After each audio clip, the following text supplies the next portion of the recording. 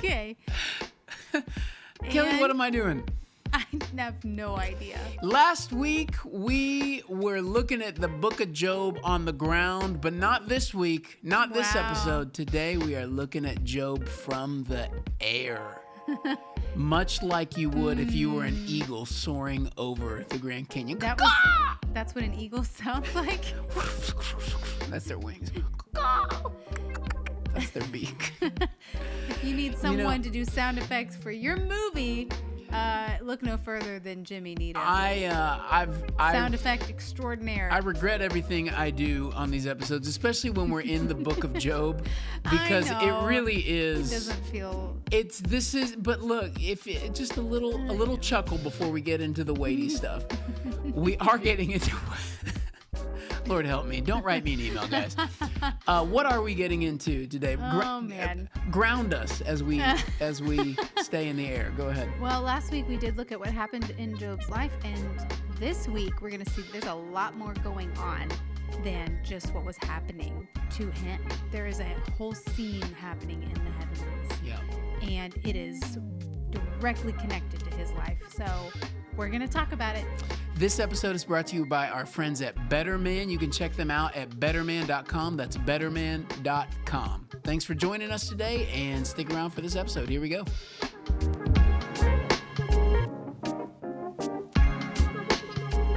Wow. So I don't know if you know this, but 12th grade English, you never know what I'm going to say. I never know. You never know. I ever. could bust out into song. I could 9 times out of 10 it is a song. I'm bracing for what is required of me in this moment. This is a genuine anecdote about Job. I'm in 12th grade public school, ISD, down in Houston, and our English class studied the book of Job. Did we talk about this? Oh, I think you did mention that to me at some point. We studied Job as an English class, as just a piece of literature. And I was a new Christian at the time, so I was like super jazzed. And it was generally a really good thing. But I remember the teacher at the front end of Job presenting the book like, hey, here's a book where God makes a bet. And I was like, new Christian, we're all fired up, man. We're like, just going to take everybody, to the funeral pyre and burn them.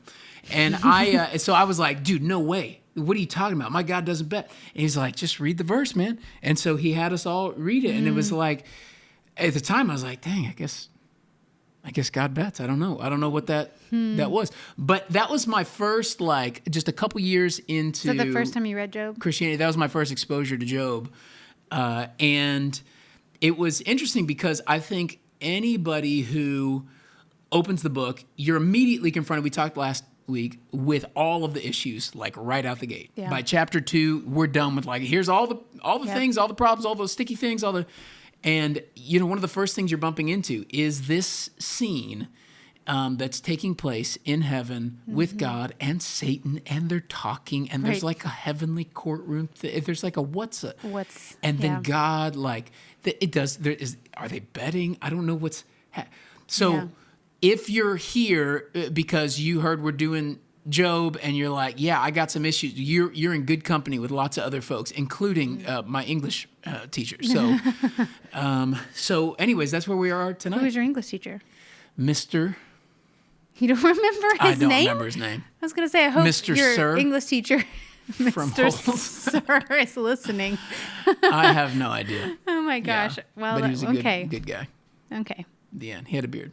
But we're getting into specifically, last week, if you're just jumping in now, last week we talked about who Job was, what his 2 very bad days were, what his experience was of that, his response to that. But this time we're going back to the same scene, but just there's something going on in heaven, in the spiritual realm. And we need to talk about that because it is wild. God and Satan, like you said, are having a conversation.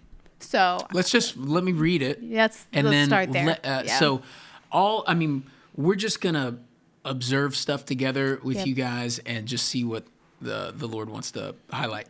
So here's here's Job chapter 1, and we're jumping. We dealt with the scene in Job's world on the ground. We're jumping to what's taking place above Job.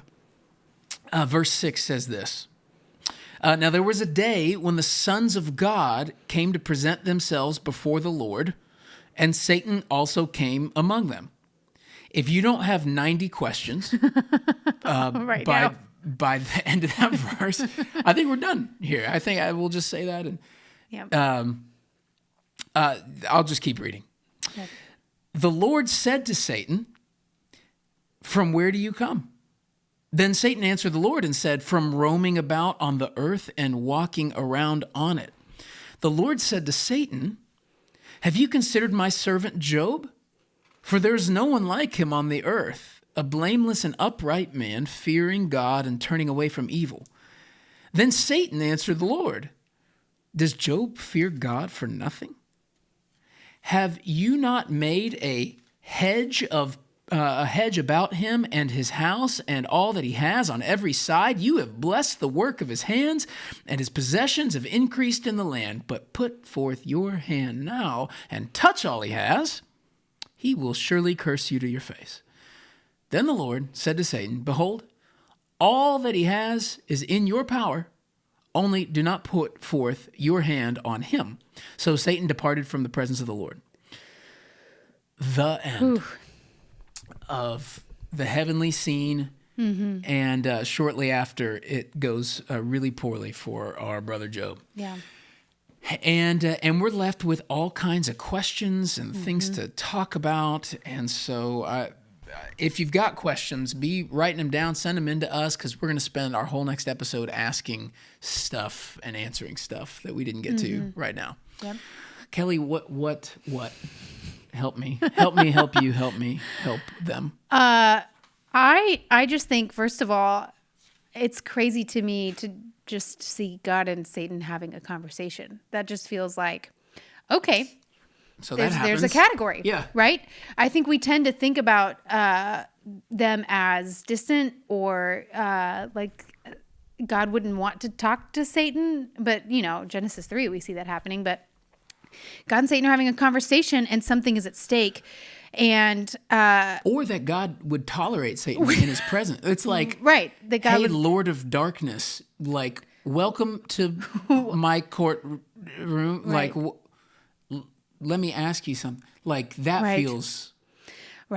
feels odd. It does. By the way, we're going to spend a whole episode on Right. Satan soon. So Yes. we've been looking forward to it, but not in any weird way. But it's going to be great. Yes. So I just think the fact that they're having a conversation is fascinating, and that God is asking questions of Satan. I mean, that's how it starts. Where have you come from?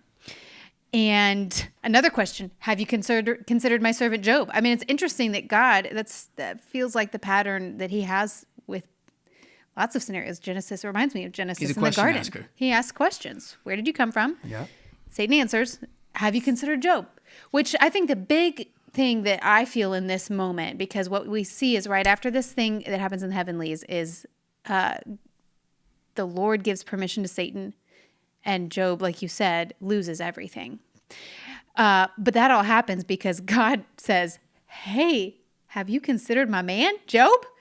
God brings him up. Job's name is brought into this moment by the Lord. Satan doesn't come and say, hey, I want to pick on him. God just says, hey, I'm proud of this guy. Have you seen him? Yeah. Clearly, God understands what Satan means when he says, I'm roaming throughout the earth. We know from 1 Peter 5 that Satan does roam to and fro throughout the earth like a roaring lion looking for someone to devour. Right. And so I think with that in our knowledge base, we can understand, okay, this is one of the things Satan does. Mm-hmm. And so God, I think preemptively, he knows that's what Satan's up to. But you're right. The weird thing about this text is God solicits Satan about Job, about a potential client of Satan's. I mean, like what? Which I wonder sometimes, like, is Satan like, oh, I'm not even going to mess with Job because I know how much he loves God. I'm going to go mess with somebody else. I don't know. Like, God is coming going, have you considered him? He calls him my servant and essentially says no one's better than Job. There's none like him on the earth. What a statement about somebody. I mean, and here's again, we talked about this tension last time. I want to be on that short list with God, right? I think a person who is following Jesus has that longing in us. I'd love to be that. That's right. But in this instant, it doesn't seem like a good thing to be on God's short list of people he's proud of. Yeah. You know? Yeah. Because Job didn't ask to be brought into this. Job did not ask to be brought into the situation, to be considered. He's just regularly making sacrifices for his kids, worshiping God, just following the Lord. And he has no idea this is happening. Yes. Also, we said this last time, but just a good moment to reiterate. If ever you were on the fence, oh theologian, about like, is this a book about somebody who had it coming? Is this a book about, if you're prone to what Job's friends are prone toward, which is to accuse Job of wrong, and therefore that's why suffering came his way, let this moment with God and Satan rebuke you because God himself, his own testimony is, no, this guy's actually awesome. He's upright. That's right. He's moral. He is godly. He's righteous. And when God himself says it, you can be sure that that's the case. So. Right. And I think it's a good and helpful category for us because I don't know one person who's in suffering that doesn't start to ask, what did I do wrong? That's right. That's good. I hear it all the time. Even in small and big suffering. Some of my friends who are single still into their late 30s and going, what am I doing wrong? I have this like prolonged thing in my life that I don't want. What's wrong with me? What have I done? Or why has this calamity come? Could I have been more prepared? Was I foolish? We tend to do that. And here you have a person who's done nothing of the sort. The instigating factor is God in the heavens saying, have you considered my servant Job? And that results with him. With verse 9. Yeah. Satan answers God, and here's what Satan says: Does Job fear the Lord for nothing? That word is actually the same word we would use for grace in other parts of the Old Testament. It's the word chen. Does Job serve God for no reason, for no good, gratuitously? And I think that's an interesting question he asks because I think it's exposing something of what Satan believes about Job's heart. And this is important, and we're going to come to this toward the end, but we get a sneak peek of what Satan thinks about our man Job in verse 9 and 10. Apparently, Satan is convinced that Job loves God for his stuff. That's right. That the blessing that's come Job's way is the thing that ultimately Job hopes in. And so Satan kind of calls God's bluff on that. I don't know. He goes, hey, that's fine that he worships you, but of course anybody would worship you if they have 10 kids and 7,000 sheep. But why don't we deal with some of that and let's see where his heart's really at. So that's Satan was interested from the get-go at where Job's affections are. Right. Yeah, he's essentially saying, God, you're just a means to an end. Yes. In Job's life. That's right. He doesn't really love you. He loves what you give him.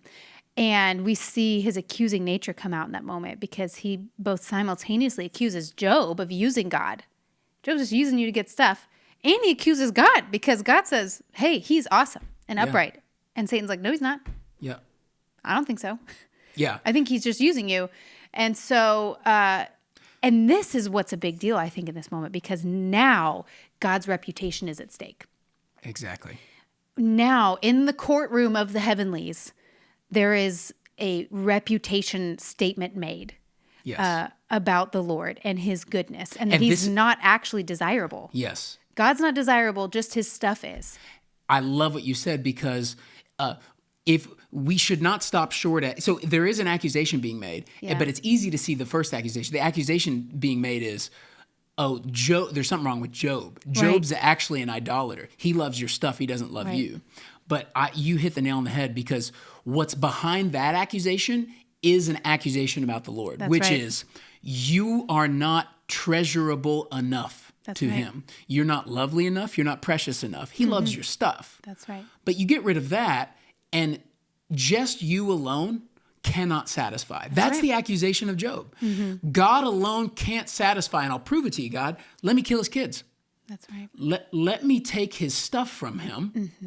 Let me take all he has, and I will show you that you are not as valuable as you think you are. Yeah. That's the point of the book of Job. We said it last time. The book of Job is about worship more than it's about suffering. It's about why we worship God. That's right.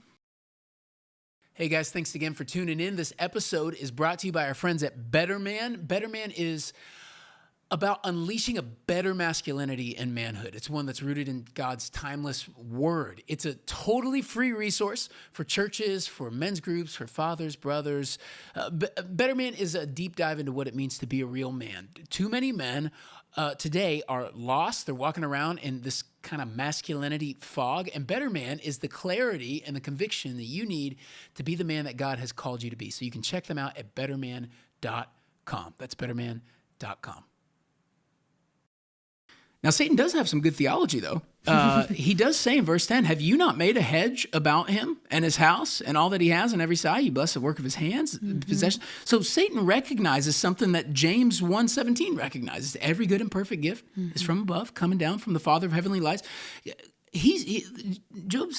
Satan's saying about God, you did this to him. By the way, I've always been weirded out when Christians pray for hedges of protection, but I guess this is where we get it. I don't know. I didn't grow up in like the Christian subculture, but apparently God gives hedges around people, small bushes of protection. I don't know. Hedges. Yep. Make a hedge about them. It's in there. Yeah. So that is the setting, and then God has been accused of something here, and in response says, okay, let's test your theory. Yeah. Which is crazy.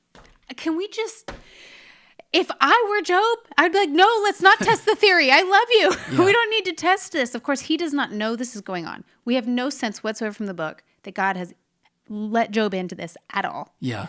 That this is just insight for us for future readers. But,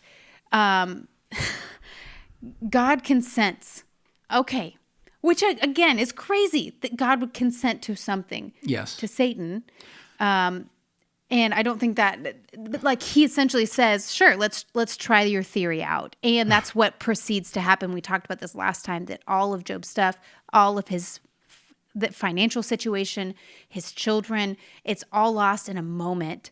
And he is faced with the decision. Do you worship God or not? And Job worships God. That's how that scene ends. Right. He worships, which is a blow to Satan. Yeah. And it's not the end of what happens in the heavenlies either. Right. No. We see, in some ways, I feel like what you're seeing in that moment when Job worships, when you have the background of the heavenlies, is like, I don't know what to liken it to. It just feels like two people in a boxing ring and like the bell going off and like, point to the Lord. That sounds so that sounds lighter than I mean it to be. But in his falling to his knees and worshiping, there is a massive statement being made about God's worthiness in the heavenlies. That's right. That future New Testament reference has been for me, while my actions on earth are a witness Testifying. And a display and a testimony, not just to people here, but to beings in the heavenlies. Yes. That Job's worship is like an affront to Satan. It is to his shame. Yes. It is like, fool. Yes. God is worthy. And we see that in scene 2. So let's go to scene 2. So Job has just responded with the most awesome response anyone could give in the moment of their affliction, which is falling to your knees, worshiping God. What a beautiful thing. And then we come to chapter 2. And we get the second scene. So read it again? Yeah? Yep. Okay. Let's do it. Again, there was a day. I want you guys to pay attention to the language this time, because you're going to hear some stuff reoccur, and it's very important that it does. Again, there was a day when the sons of God came to present themselves before the Lord, and Satan also came among them to present himself before the Lord. The Lord said to Satan, "From where have you come?" Then Satan answered the Lord and said, "From roaming about on the earth and walking around on it." Does this sound familiar? Now listen to this. This is the important part. The Lord said to Satan, "Have you considered my servant Job? For there's no one like him on the earth, a blameless and upright man, fearing God and turning away from evil." Stop right there.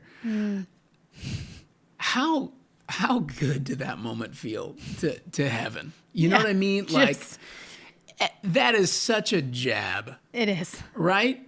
Like, it's literally copy and paste what I said the first time when you thought we didn't have any proof from my man Job.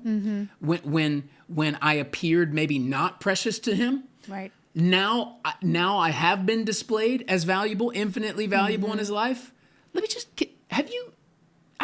this is a random question, Satan, but have you considered my servant Job? I don't know if you've considered him or not. Oh, you have? Oh, my bad. Because he says, and he still holds fast to his integrity, although you incited me against him to ruin him without cause. Satan answered the Lord and said, well, first off, let's pause right there. What an awesome moment. Yeah. What a beautiful thing. God has now put his man on display as a faith that's genuine. Yes. And he's put himself on display, more importantly, as infinitely precious. Yes. But of course, Satan's not buying it. So verse 4 happens. Satan answered the Lord and said, "Skin for skin. Yes, all that a man has, he will give for his life. However, put forth your hand now and touch his bone and his flesh. He will curse you to your face." So the Lord said to Satan, "Behold, he's in your power. Only spare his life." Then Satan went out from the presence of the Lord and smote Job with sore boils from the sole of his foot to the crown of his head. Yeah. What can we say about this? I just love that Job is just worshiping God in the midst of great loss, which what can you say about that? I mean, it's easy to talk about, but that's hard work. That's so hard. And in response to that, God is still proud of his man. He's so proud of him. And I just think that's really lovely. And also you're like, no, God, don't bring him up again, you know? So I feel both things as just a human being who feels my own weakness and going, how much more can this man take? But also there is, I think, healthy fatherly pride in the Lord that he's like, hey, he loves me and he is still faithful to me. And I feel that about friends in my own life, you know, like, no, they're going to be there for me. You know, it's not quite the same, but I think there's just I don't know, just something sweet in the way of God's relationship with Job and Job's faithfulness to him, that he brings him up again. He calls him my servant.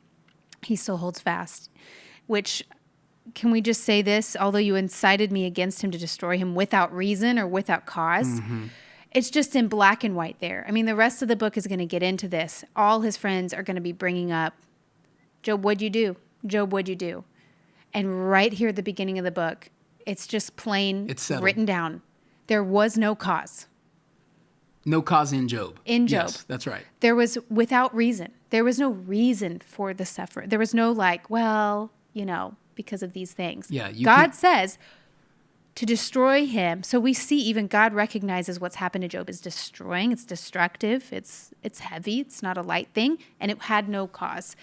And I think that is such a key moment for us as we continue studying this book and seeing how people are relating to Job. Because Job feels that and will say that in some of his lament. We will see him recognize this did not happen because I did something wrong. It's not retribution. It's not punishment for anything. It's not, you know, he doesn't know why it was happening.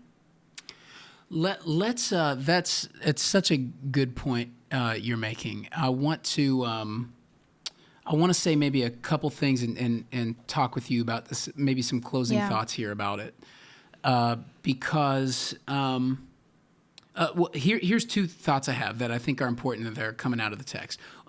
One is just a point of clarity that I think we need to say, because I felt this as a 17-year-old reading this in school that day. Maybe some of you are feeling this too. Before we say anything else,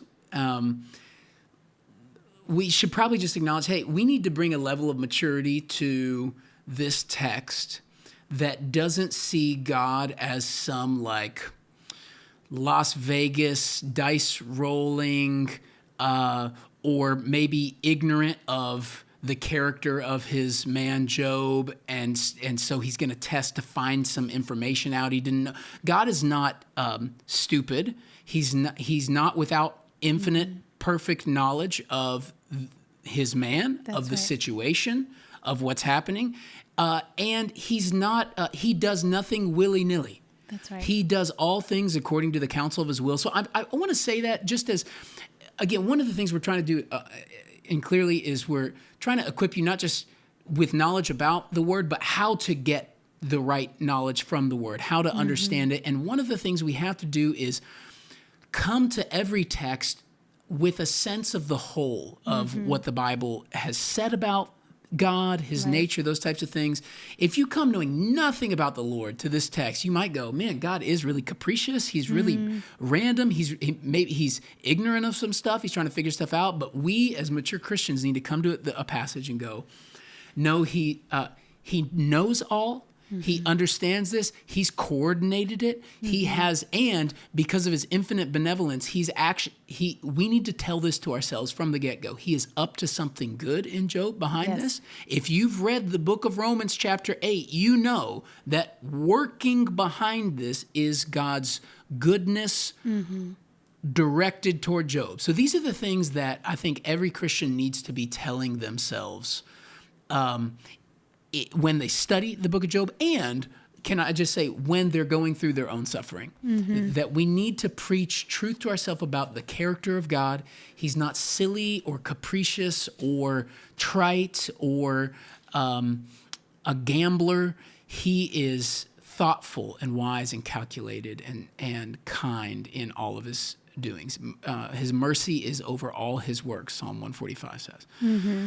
So that's one thing I just want to say. Well, you and have a verse? Just to even go with that, there's a great cross-reference, and this is a great way to study your Bible. So how does the Bible interpret itself? What does God have to say about it? And in James chapter 5, Job is referenced there. We've mentioned this before, but he says, you've heard of the steadfastness of Job, and you have seen the purpose of the Lord, how the Lord is compassionate and merciful. So Purpose. James is referencing Job's steadfastness, and referencing God's compassion and mercy in Job. So this book, interpreted by a New Testament writer, is Job was steadfast and God was compassionate and merciful. That's good.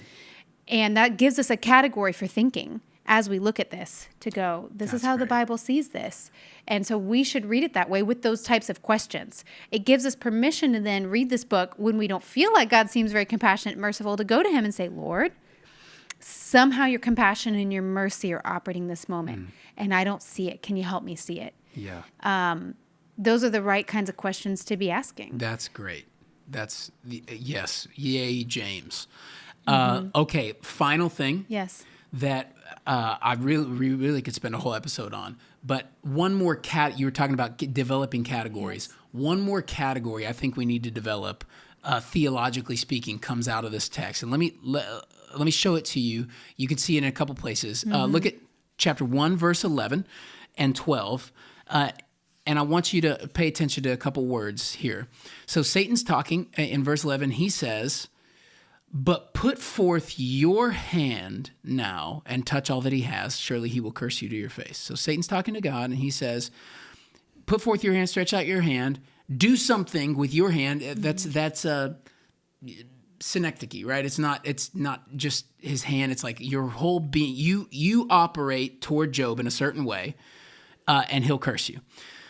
Verse 12 then is the Lord's response, and listen to his language. Then the Lord said to Satan, behold, all that he has is in your power, only do not put forth your hand on him, meaning put forth your hand on the things everything I'm letting you but do, him.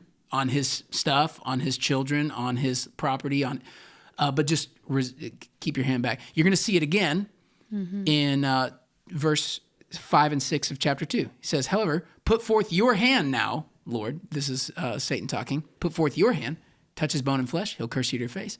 The Lord said to Satan, behold, he is in your power, only spare his life. So maybe you can see the tension. Two things are being said. God's hand is going forth on Job, on his stuff, on his life. This is what Satan says to God. And God's response is to deploy Satan's hand to go forth on Job's stuff and his life, his body. And this is the category we need to develop. Two hands are always touching our lives. God's hand is touching your life, your stuff, your body, your everything. And Satan is also reaching. Satan's hand is also doing a thing.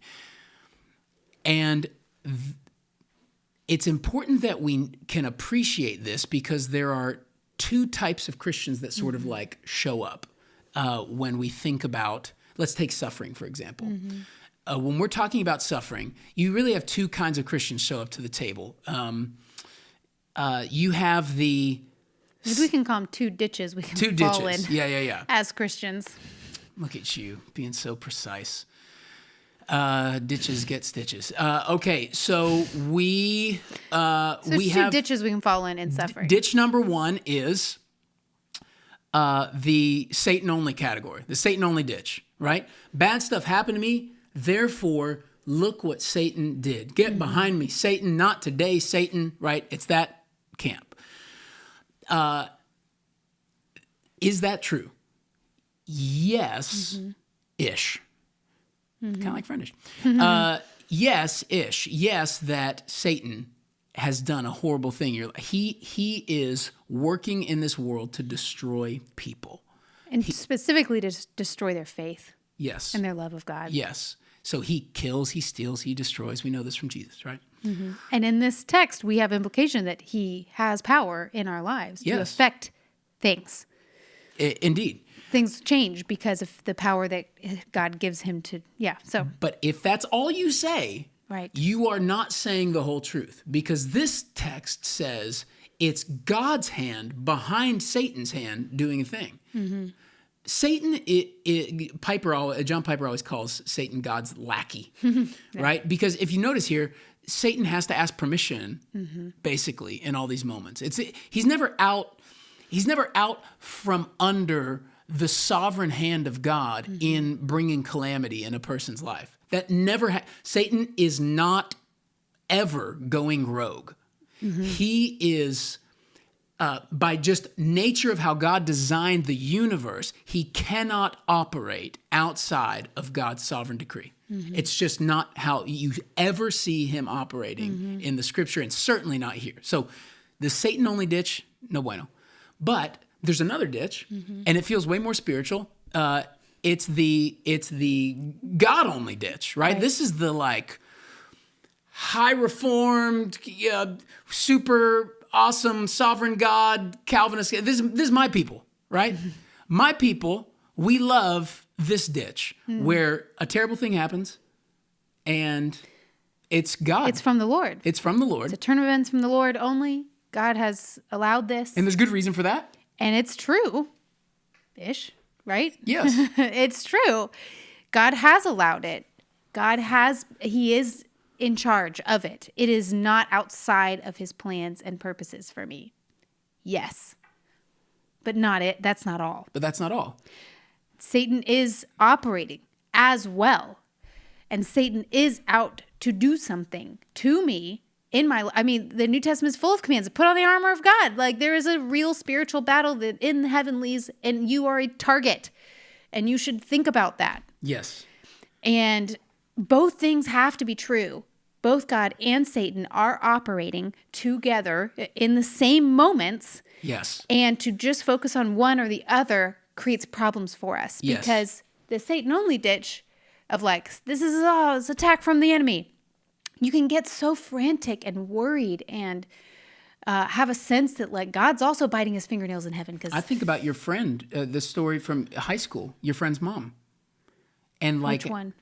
The one whose mom died in a car accident. Oh, yes. Yeah, I did. I had a dear friend. And at the funeral, the pastor said, it's so terrible that this man took, like God had great plans for her life.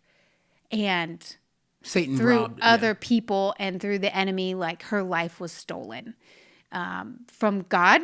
It was like, what kind of world? From God's good plan, yeah. Like God is at the liberty of, Or at the mercy of like, terrible things, or like, oh, sorry, I didn't get to you soon enough. Satan got to you first and these bad things happened. That's a terrible reality to live in. But on the other end of just God's sovereign, yes. And also, you have an enemy. And if we're not aware of that, then I think there are dangers that come to us as well, because there is a battle over our faith in these moments of suffering that we will not fight, and not fight well. And maybe not hate the evil. That's right. Too. It is right Yeah. for us to grieve, lament terrible things happening. We have so many friends in our life who've lost children, Yes. who've lost other loved ones, who are in immense suffering even right now. And it's Physical, emotional, spiritual. It's appropriate for you to hate that suffering in a sense, because it's not how God ultimately intended it from the beginning. We live in a broken world. Well, and in this book, Job will call it evil. Yeah. And it is right. It is right to call it evil and wicked. And we will not handle other people's suffering well or our own well without a category for this is evil and there is an evil one. Yes. And he is at work in this. Both things are true. Both things are happening in Job's life. The Bible's clear about that. Just seeing that repeated word hand in all those moments. Your hand, his hand, my hand, your hand, it's like both are operating. So here's the category is there are always two hands touching your life. Mm-hmm. But there is a difference. The difference between the two hands, and it's really the only difference between the two hands touching your life, God's hand and Satan's, is the motive behind it, behind the touching. That's really the issue here. God, everybody in this book, every single character in the book of Job acknowledges God is ultimately the doer of all of the things that are happening to Job. Everybody from Job to Job's friends to Job's wife to God to Satan, everybody points to God ultimately as the decisive one who brought about these things, even though Satan's hand is in it. So that is true. God's up to something and Satan's up to something, but there is a difference. What the difference is, what do they want to what do those hands want produced in Job's life?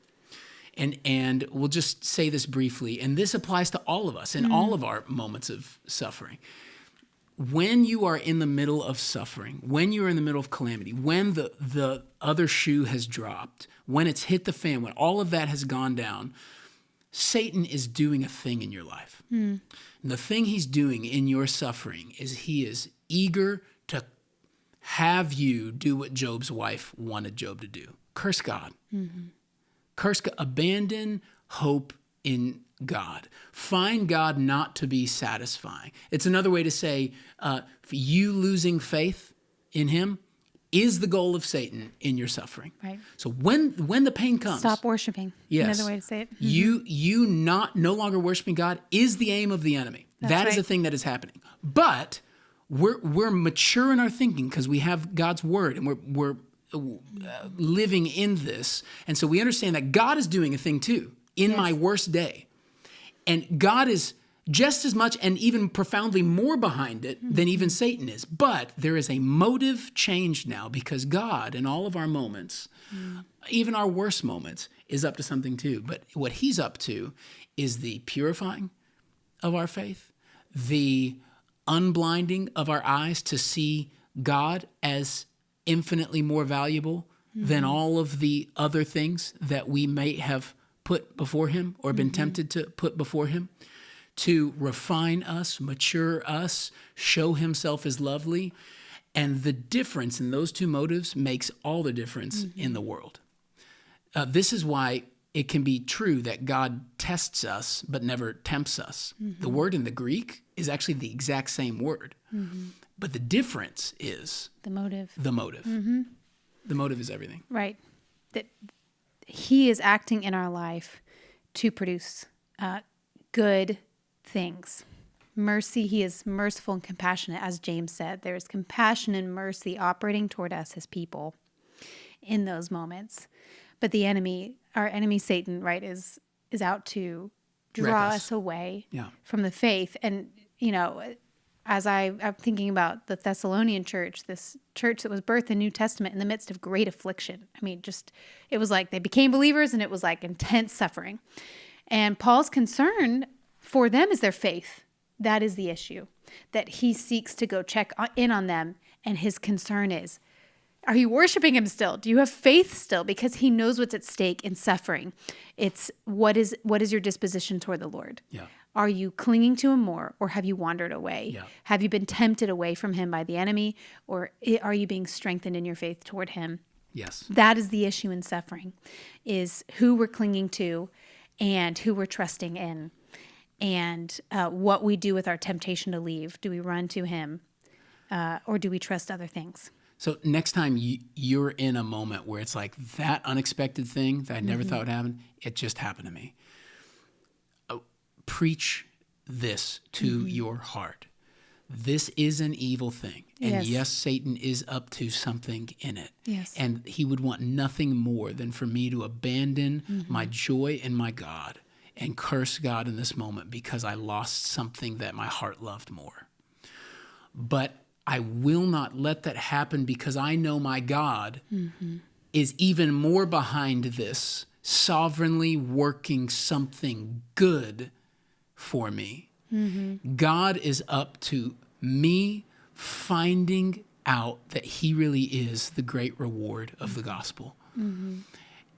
And so, Lord, if I hate this moment, but if it takes these moments passing through your sovereign hand, entering into my life, for me to find you the great desire, the great treasure that you are, then, Lord, let it be. I love you. And I want my heart to be yours more than I even want the conditions of my life to be perfect.